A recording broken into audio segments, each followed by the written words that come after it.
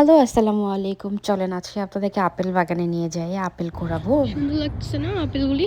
আপেলগুলি নষ্ট হয়ে গেছে, অনেক আপেল নিচে পড়ে আছে। তো আমি ছোট্ট একটা আপেল ছিঁড়বো এখান থেকে খাওয়ার জন্য। বিসমিল্লাহ। কিউট লাগতেছে। এই আপেলটা তো একদম টকটকে লাল হয়ে আছে। আপনাদের ভাইয়া খাবে না, আমিই খাবো।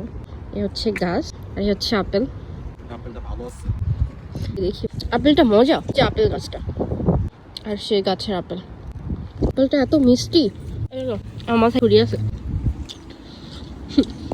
আপা আপা আপনাদের ভাইয়া যখন বুঝতে পারলো আমি তার ভিডিও করতেছিলাম, তখন জাস্ট ওড়নাটা সরাই ফেললো।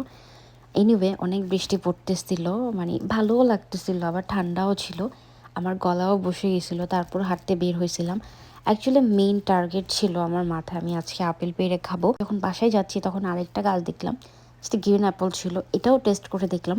আজকে যা পড়বে সামনে সব কিছু খেয়ে দেখবো কোনটা কেমন। এই দুইটা গাছই ছিল আমাদের নেইবারের।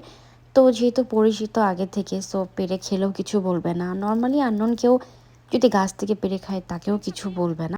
বাংলাদেশে যেমন বড়ি গাছে বড়ি হয়ে থাকে, আম গাছে আম হয়ে থাকে, অনেকে পেরে খেতে পারে রাস্তার পাশে যে আমগুলি, এরকম এখানেও অনেক ফ্রুটস গাছই থাকে। যেমন ধরেন আপেল, নাশপাতি, প্লাম, চেরি, এগুলো জাস্ট অ্যাভেলেবেলই পাওয়া যায়। ওইভাবে কেউ কিছু বলবে না, আপনি চাইলে পেরে খেতে পারবেন।